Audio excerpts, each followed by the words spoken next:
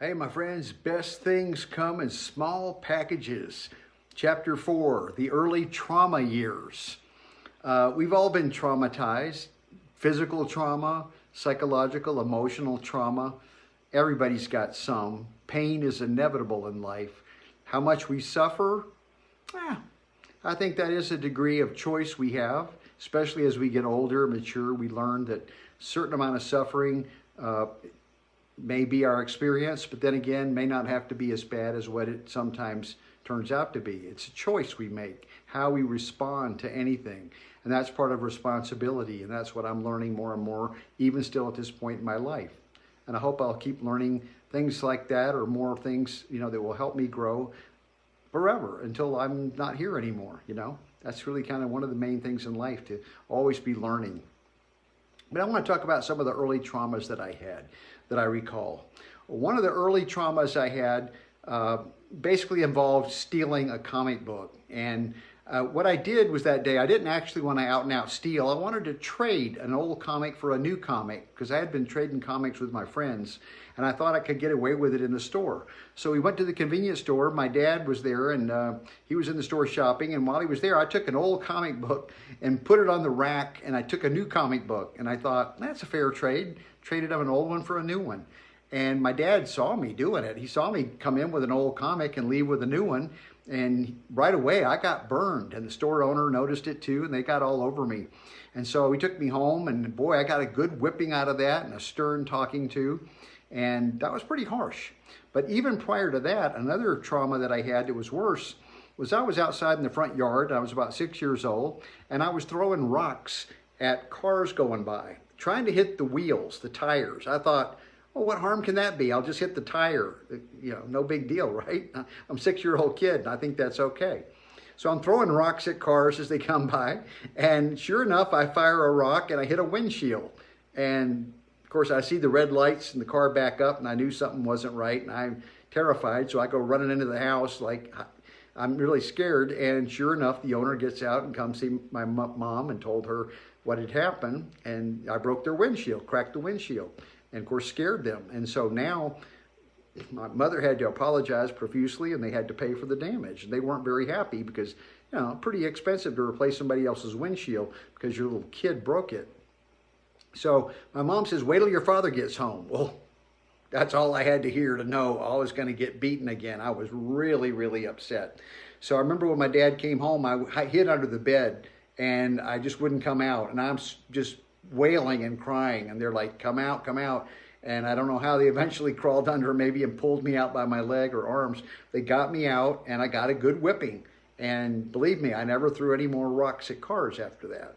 I did learn my lesson. Another time we went to the convenience store, I was sitting in the car waiting for my dad who was inside shopping. And I thought, well, I need to go and tell him something or get something. So I decided to get out of the car. And when I got out, the guy next to us in his car opened his car door and slammed me in the head, in the back of my left side of my head, and hit me pretty hard. Probably gave me a slight concussion. I don't really remember if I had a concussion or not, but I was knocked silly. And I'm crying about how much it hurts. And the guy is saying, son, are you okay? Are you okay? I said, I'm all right. I gotta see my dad. And so I'm rubbing my scalp, and it feels kind of greasy because I had sort of greasy hair sometimes, hot and sweaty and deep south in Marietta, Georgia. And so I'm walking into the store, and the guy keeps coming after me, trying to look after me, and I'm like, leave me alone, I want to see my dad. And so I'm walking into the store, rubbing my head, and I go in, and my dad is aghast. He's horrified. He says, what happened to you? I said, I bumped my head. The guy hit my head. And he says, come here, what's wrong with you? And he comes to look at me, and I'm bleeding all over the store. Blood's just dripping all down my neck and on the floor, and I didn't realize I was bleeding. And so they took me to the doctor, and I got 4 or 5 stitches in my scalp. And they had to shave my head right there where the hair was, of course. So I got a little bald spot, and they put a little round bandage on there to cover up the spot so it could heal. Well, I'll tell you, the most traumatic thing of that injury was not the actual pain that day of getting hit by the car door, although it did hurt pretty bad, but was having to wear that bandage for the next couple of weeks. I got laughed at by so many people, my brothers included, and other people teasing me that I looked like a robot. I looked like a robot, that I had this little button on my head or something like that, a little spot that looked kind of weird, and everybody was making fun of me. And I just had no sense of humor, no self-deprecating sense of humor yet at that point. And I got very, very upset every time they teased me about that. So that was traumatic for me. And now fast forward another year later, I'm 7 years old, and we have a neighbor across the street, the Holdens, and they have a dog, Queenie, and she used an old dog, kind of a big dog, mixed breed or something, and used to come over and sleep under our car a lot of times and irritate my mother. But this particular day, there was another dog over there in their yard called Bowser. And this dog was a little different than Queenie, not quite so passive. It was a big gray dog. And it was sleeping on the other side of the hedges in front of their porch there as you go into the entrance of their house. And I didn't see the dog back there. You couldn't see it. So I was used to running and jumping over that hedge and landing in their front door. Well, sure enough, I go run that day and jump over the hedge, and I come down and land on Bowser. And Bowser didn't like that. And he tore right into my leg, just viciously growled, took a big chunk out of my leg and broke the skin pretty bad, and it was bleeding pretty bad. And, you know, yeah, more trauma. Had to go get a tetanus shot and clean that up.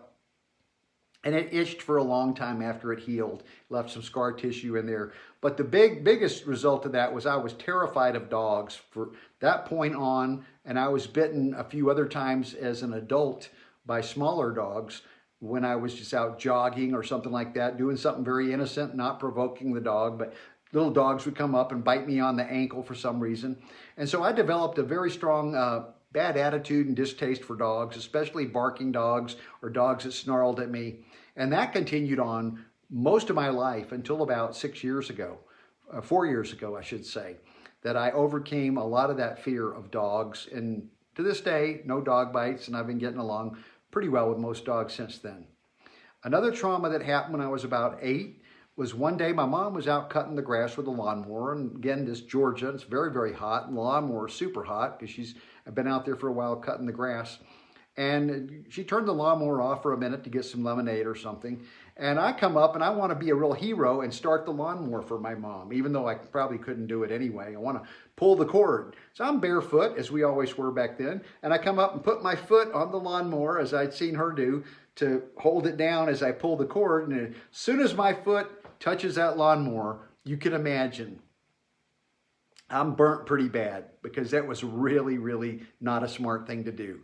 And I burned my foot so bad that I don't know if I went to the doctor or not. I can't remember. I believe what she did was she wrapped it up. She washed it probably, got it cleaned and some disinfectant, and then put some gauze on it with Vaseline, I remember. And that's what I wore on it for weeks after that until it healed. And I'll never forget waking up a number of nights in just severe agony and pain, crying, just with the pain was so intense and it wouldn't stop. It hurt really, really bad. And I'll never forget, one of her lady friends came in one night and consoled me, and she kept saying, "Take it easy, Greasy." And it did make me chuckle a little bit, but it did not make the pain go down entirely. It still hurt pretty bad. And then we'll fast forward a couple years later. This was a big psychological trauma. One day, I'm about 11, I think, maybe 10 or 11, and I'm kind of upset that I'm so little. I'm the littlest kid in school. I get picked on a lot and bullied. We had fights out at recess in the 3rd grade during the 1960 presidential election. Kids would run out on the schoolyard and say, "Kennedy, Nixon!" And my parents were Republican, and so I would say Nixon, even though as an adult, of course, I despised Nixon. But I came out, "I'm for Nixon, we don't like Kennedy." And later I did like Kennedy. But we'd get into fights, and the kids who were for Kennedy would start wrestling and fighting with us, and we'd punch each other and fight all during recess until it was over. And of course, usually they'd, whoop me pretty good, but I think I made them know they were in a fight most of the time. Even when they had me pinned down, I would get at them a little bit, to make sure that they knew I was not a total pussy. And basically that was the thing that was bugging me then, was being small for my size. So one day I had a talk with both my parents. They happened to both be at home. It was a rare occasion. My dad was home. And they're asking me, "What's wrong, Benny? Why are you, having all these problems in school? What's wrong?" And I said, "I'm just so little. I don't like being little and short. I want to be taller."